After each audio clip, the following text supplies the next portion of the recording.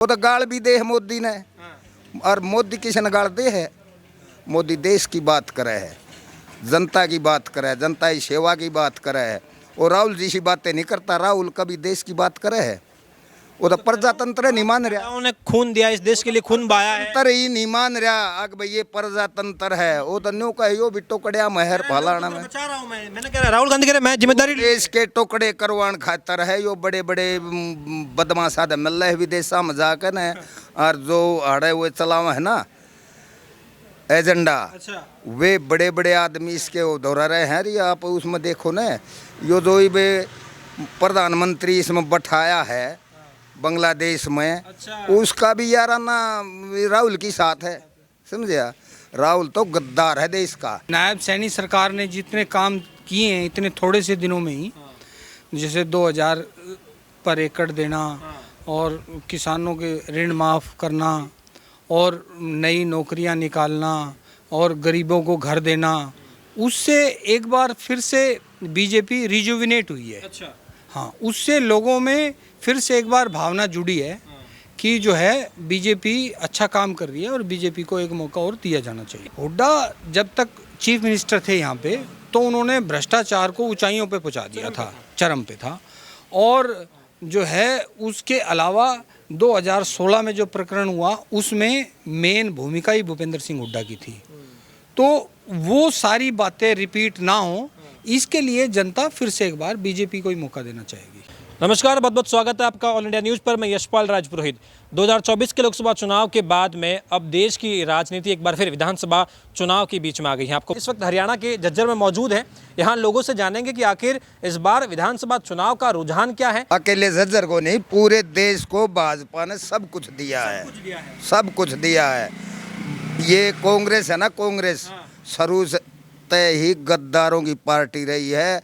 इसमें सारे के सारे ऐसे रहे हैं। आप विपक्ष ने देख लो, सब पर इल्ज़ाम है, किसी पर चारेगा, किसी पर कहेगा। और ये भी यहाँ भूपेंद्र हुड्डा पे भी आप देख रहे हो, एक दो दिन पहले ही खबर, आज की भी खबर है। हाँ, रेड पड़ गई। तो मतलब कहने की बात यह है कि ये है ना, यो जो इन विपक्ष ने एक संगठन बना रखा है, यो कति उनका है जो देश के कति बदमाश है, देश तोड़ने वाले हैं, देश को बर्बाद करने वाले हैं। इन देश से कोई मतलब नहीं है। मोदी ने आज दुनिया में है ना पूरे देश का मतलब ऐसा बना दिया, पूरा देश चर्चा में है, पूरे देश का जिक्र चल रहा है कि वहाँ इतना तगड़ा प्रजातंत्र है। और मोदी दुनिया में पहले नंबर का एक नेता भी है। कह रहे हैं कि तानाशाह है, लोकतंत्र खत्म कर दिया। राहुल ने तो कहेगा ज्ञान नहीं है। उसने अपनी जाति का जिक्र करे, सारे देश की जाति पूछो, उसकी खुद की जाति का उसने नहीं पता है, उसकी क्या जाति है। ब्राह्मण कहते हैं, कश्मीरी पंडित कहते हैं। ना उसने इन शब्दों का बेरा है। जाति शब्द का बेराना, किसान शब्द का बेराना, उसने कृषक शब्द का बेराना, कौम शब्द का बेराना, एक जाति ना वो कुछ समस्या नहीं। और दूसरे देशों में जाकर देश की बुराई करका हुए है, देश का बुरा हाल बता हुआ है, प्रजातंत्र खतरे में है, न्यो है, फलाना है। कहते हैं कि मैं मोदी की बुराई करूं तो ये ऐसे बताते हैं देश की बुराई कर दी। बोले मोदी देश नहीं है, मैं मोदी की बुराई कर। सुनो, एक अच्छा व्यक्ति होगा ना तो हर एक आदमी के अंदर अच्छा ही देखेगा। लेकिन एक बुरा आदमी है, वो हर एक के अंदर बुराई देखा, वो बुरा है तो वो बुराई ये देखेगा। वो तो गाल भी दे है मोदी ने। और मोदी किसने गाल दे है?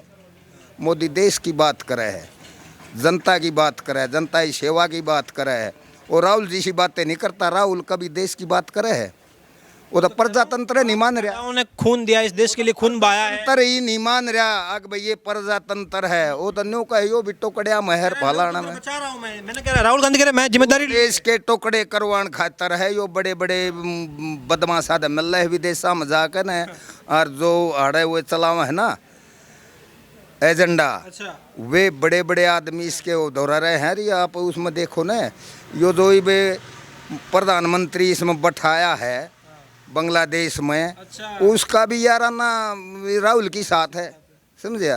राहुल तो गद्दार है देश का। ठीक है। और इन बतेरे दिन राज कर लिया, ये भी इन राज के भूखे और जनता से नहीं देश में। इससे बढ़िया कोई मनुष्य को ना ये तो सबसे जीरो आदमिया में गए। अब लोग कह रहे हैं कि ये पहले से ज़्यादा राहुल गांधी समझदार हो गए हैं, सीख गए हैं, विपक्ष के नेता बन गए हैं, लोकसभा में मोदी को कमजोर कर दिया। कह रहे 56 इंच की छाती मोदी की। नहीं नहीं नहीं नहीं, इसकी तय आदमिया में गिनती है कोई ना। राहुल गांधी की। हाँ कड़े है, हाँ। इसकी तो मूर्खा में गिनती है। और फिर बनाओ इसने नेता, नेता हो सका रही था।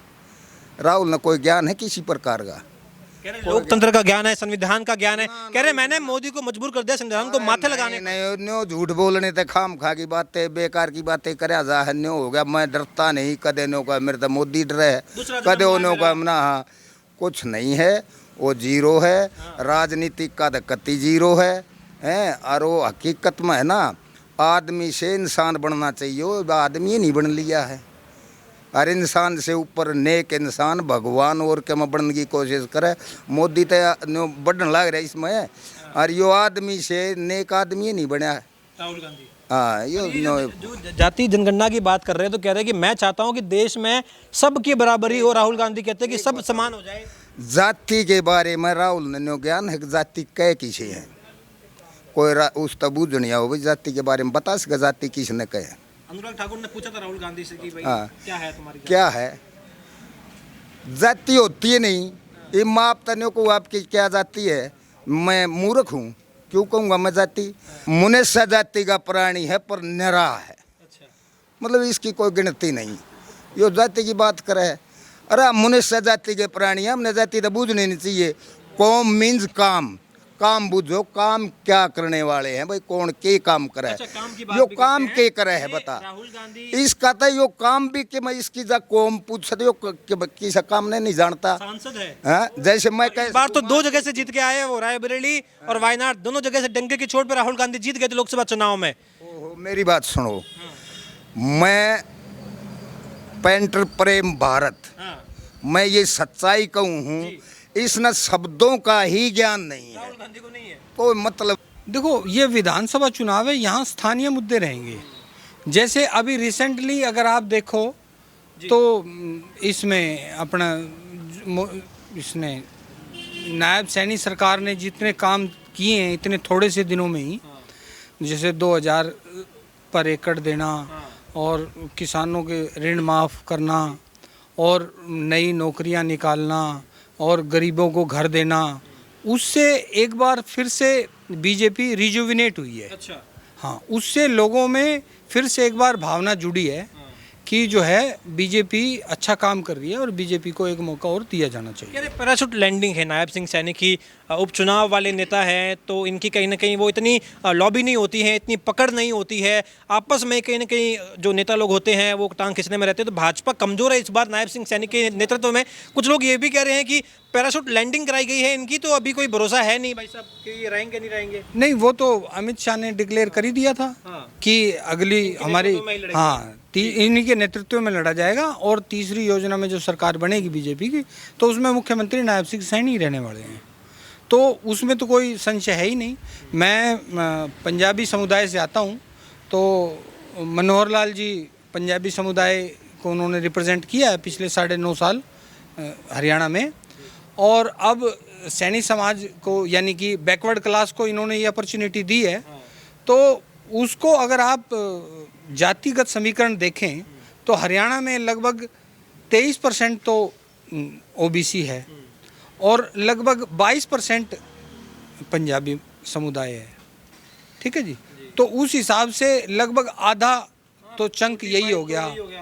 ठीक है, उसके अलावा हरिजन हैं और दूसरे समुदाय हैं, तो बीजेपी कहीं ना कहीं बहुत हैवी पड़ने वाली है। जी, लेकिन कह रहे इस बार खास तौर पर ये किसान आंदोलन और पहलवानों का जो प्रदर्शन हुआ यहाँ पर थोड़ा कह रहे बीजेपी बैकफुट पे आएगी। अगर विनेश फोगाट या ऐसा कोई पहलवान अगर कांग्रेस पार्टी ज्वाइन कर लेता है, ऐसी कोई खबर आती है, ये बीजेपी को लॉस होने वाला है। ये पूरी बात क्या लग रहा है? देखिए, जहाँ तक किसानों की बात है, किसानों का जो मुद्दा था, जो मेन मांग थी, वो पंजाब के किसान उठ के आए थे, हरियाणा में भी वही आ रहे थे और अब हरियाणा बॉर्डर पे भी पंजाब का ही किसान बैठा है।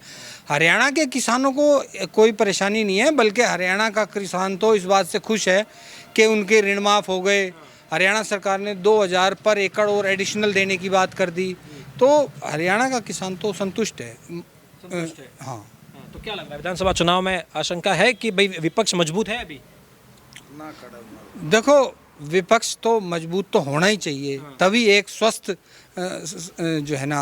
पर कह रहे हैट्रिक मार नहीं पाएंगे इस बार, इतना मतलब भाजपा इतनी मजबूत नहीं है, विपक्ष ज्यादा मजबूत है। राहुल गांधी विपक्ष के नेता बन गए, एकजुटता है इन लोगों में, माहौल बना के रखा है, एंटी इनकम्बेंसी हो गई है हरियाणा सरकार के खिलाफ, मोदी सरकार के खिलाफ। पिछली बार क्या था, आम आदमी पार्टी और कांग्रेस मिलकर 5 सीटें जीत पाए थे और अकेली बीजेपी ने 5 सीटें हासिल की थी। अब की बार आम आदमी पार्टी और कांग्रेस अलग अलग लड़ रहे हैं, ठीक है जी। एक तो वो फैक्टर रहेगा। दूसरा फैक्टर ये है कि हुड्डा जब तक चीफ मिनिस्टर थे यहाँ पे, तो उन्होंने भ्रष्टाचार को ऊंचाइयों पे पहुँचा दिया था, चरम पे था। और जो है उसके अलावा 2016 में जो प्रकरण हुआ उसमें मेन भूमिका ही भूपेंद्र सिंह हुड्डा की थी। तो वो सारी बातें रिपीट ना हो, इसके लिए जनता फिर से एक बार बीजेपी को ही मौका देना चाहेगी। डेवलपमेंट तो कह रहे हुड्डा साहब ने भी बहुत किए, एक माहौल बनाया हरियाणा का। बार बार कहते हैं स्पोर्ट्स में कांग्रेस पार्टी दावा करती है कि हमने स्पोर्ट्स में तो इतना मतलब काम किया है कि राजधानी समझो अब हरियाणा को स्पोर्ट्स के मामले में, खेल के मामले में। और मोदी सरकार तो सड़क पे धक्के मार रही है खिलाड़ियों को। लेकिन गिनवाते कहाँ हैं? आप पेपर पे दिखाओ ना, क्या खिलाड़ियों के लिए किया उन्होंने, क्या रोड्स के लिए किया उन्होंने। अगर आप देखोगे तो आज झज्जर के आसपास जो रोड्स हैं, मेन तो ये है NH-71A, ये वाजपेयी सरकार में आया था, ठीक है जी। और ये एक अब जो नया मेरठ लोहारू रोड निकला है झज्जर के पास से, ये इस मोदी सरकार की देन है। और कांग्रेस ने तो KMP रोक दिया था, मोदी ने आके दोबारा शुरू किया। तो कांग्रेस का काम करना नहीं है, कांग्रेस का काम लोगों को जातियों में बांटने का है। जातियों में बांटने का। अच्छा, ये आपने बड़ा सवाल किया, फिर मैं सर से भी सवाल करूंगा। आपने जातियों में बांटने की बात करी। राहुल गांधी बार बार कहते हैं कि जातिगत जनगणना करवाना बहुत जरूरी है, चाहे हरियाणा हो चाहे देश का कोई भी राज्य हो, मैं तो करवाऊंगा। और मैंने मोदी को मजबूर कर दिया संविधान माथे लगाने पर, वरना ये तानाशाह, ये शहिंशाह, इन्हें तो कुछ पड़ी नहीं थी, ये तो कहीं ना कहीं। देखो, आपको पुरानी बात याद होगी, तो जब मोदी जी पहली बार गए थे लोकसभा का चुनाव जीत के, तो उन्होंने नीचे लोकसभा की माथा नीचे लगाया था। तो वो आदमी अहंकारी नहीं है, लेकिन कांग्रेस ये जरूर चाह रही है जातिगत समीकरण, क्योंकि कांग्रेस जाति की ही राजनीति करती आई है। कांग्रेस का काम ही केवल जाति के आधार पे वोटों को बांटना, और देश में वो विकास की बात ही नहीं करते हैं। तो इनका तो पहले नारा था कि न जात पे न पात पे वोट पड़ेगा हाथ पे, इस तरीके के नारे के साथ कांग्रेस पार्टी आ गई। आप आज कह रहे कि आज यही पार्टी जो है जो जात पात की बात को ठुकराती थी, आज आप कह रहे कि अभी आपने एग्जांपल दिया ना कि राहुल गांधी चाह रहे हैं कि जातिगत जनगणना हो। डिमांड है लोगों की, कह रहे कि 90% लोग कब्जा करके बैठे हैं, 10% लोग कब्जा करके बैठे, 90% लोग जो हैं वो मजबूर हो गए, कुछ हासिल नहीं हुआ। मिस इंडिया में कोई SC ST की औरत नहीं है, बॉलीवुड में कोई, मैंने नाच गाने देखता हूँ, राहुल गांधी कहते हैं उसमें कोई बॉलीवुड SC ST आदिवासी OBC नहीं है। नहीं, देखो ST SC जो है, जिन ST की बात कर रहे हो, वो तो जनजाति है, वो तो जंगलों में रहने वाली है, वो इनमें वैसे भी नहीं आती है। आदिवासी भी नहीं है, मिस इंडिया में नहीं है, बॉलीवुड में नहीं है। क्यों? एक बात बताओ, हरियाणा की एक लड़की मिस इंडिया और मिस यूनिवर्स नहीं बनी? तो वो गाँव की बैकग्राउंड से है, ऐसी बात नहीं है। दरअसल आप भ्रांति फैलाना चाहो तो जैसे मर्जी फैला लो, भ्रांति फैलाई जा रही है। हाँ, अब आप उसको 2 और 2 को नहीं 4 नहीं 5 होता है, 5 होता है, और एक ही बात को 5 करते रहोगे तो एक दिन लोग सोचने पे मजबूर हो जाएंगे, क्या सचमुच 5 तो नहीं होता है। तो ये कांग्रेस वो बात कर रही है। अच्छा जी। बीजेपी क्या बात, सही बात कर रही है? बीजेपी ने तो ग्रोथ दी है, बीजेपी ने तो रिजल्ट दिया। क्या मिला आपको, आप लोगों को झज्जर में क्या मिला, बीजेपी के राज में क्या मिला ऐसा? मैंने अभी आपको बताया ना, जैसे KMP उन्होंने शुरू करवाया, जो झज्जर की कनेक्टिविटी है, मेरठ से लोहारू जो रोड दिया है झज्जर को, ये बीजेपी ने दिया है।